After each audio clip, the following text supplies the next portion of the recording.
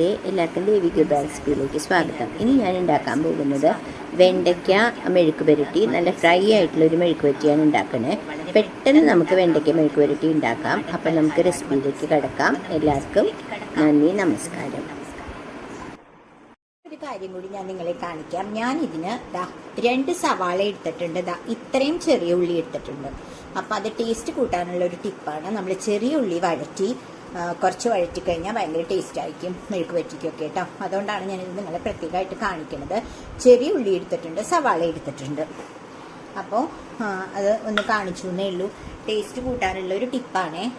അപ്പോൾ കടുക് പൊട്ടി, അപ്പോൾ 2 മുളക് ഇട്ടു, കണ്ടില്ലേ, മുളക് ഇട്ടു. അതിന് ശേഷം കുറച്ച് കരിവേപ്പില ഇട്ടു കേട്ടോ. എന്നിട്ട് ഞാൻ ഗ്യാസിന് സിമ്മിലാക്കിയിട്ടുണ്ട്.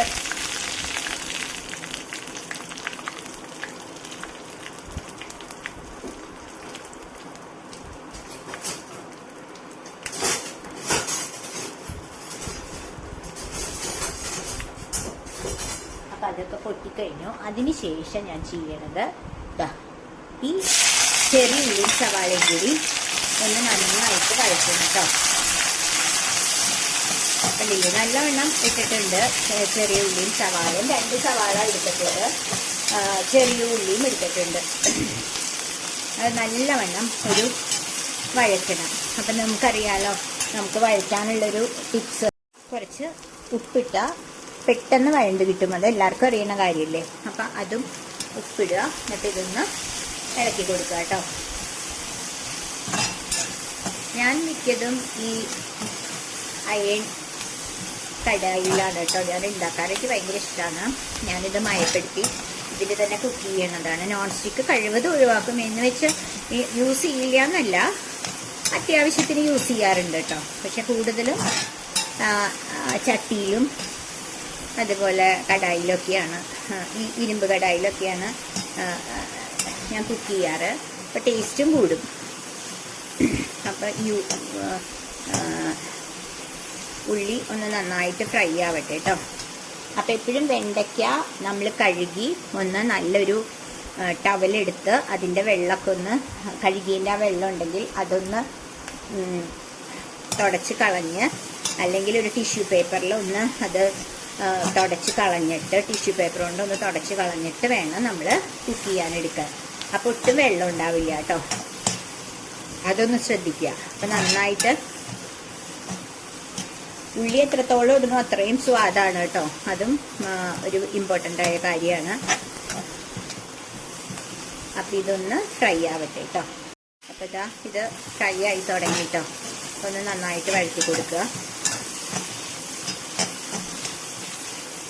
ഒരു ബ്രൗണിഷ് കളറായാൽ നമുക്ക് വെണ്ടയ്ക്ക ഇടാം കേട്ടോ. അപ്പോൾ ഇത് വഴറ്റട്ടെ, അതുവരെ നമുക്കൊന്ന് വെയിറ്റ് ചെയ്യാം. കണ്ടില്ലേ,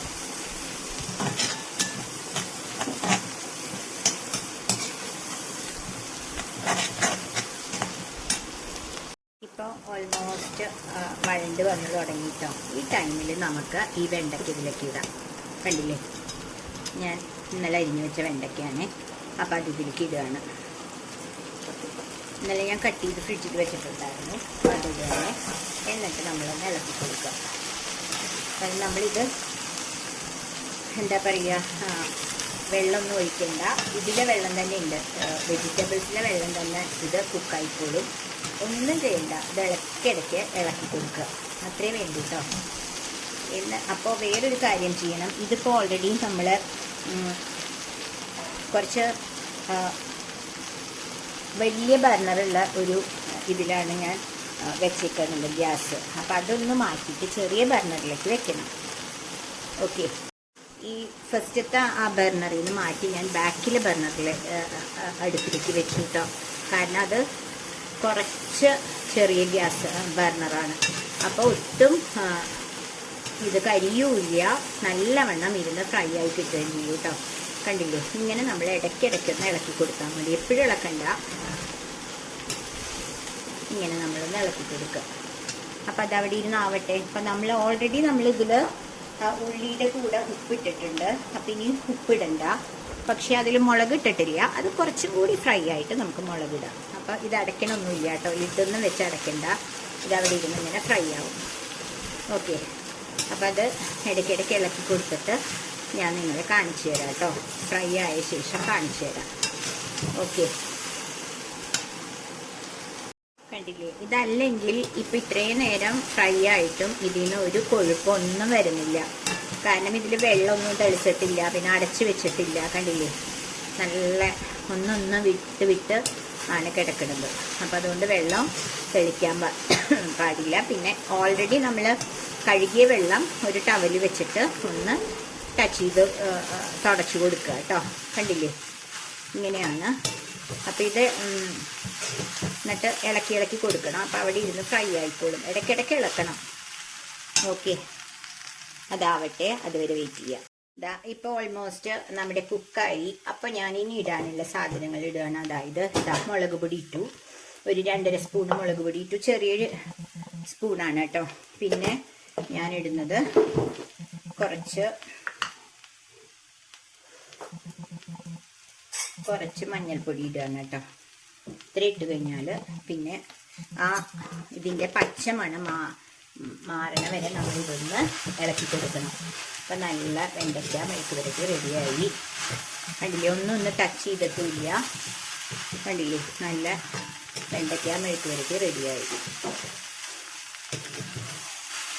നമ്മൾ അടച്ച് വയ്ക്കുകയും വേണ്ട, എന്നാൽ നല്ലോണം ഫ്രൈ ആയിട്ടുണ്ട്. കണ്ടില്ലേ? വെണ്ടയ്ക്ക മെഴുക്ക് വരട്ടി നല്ല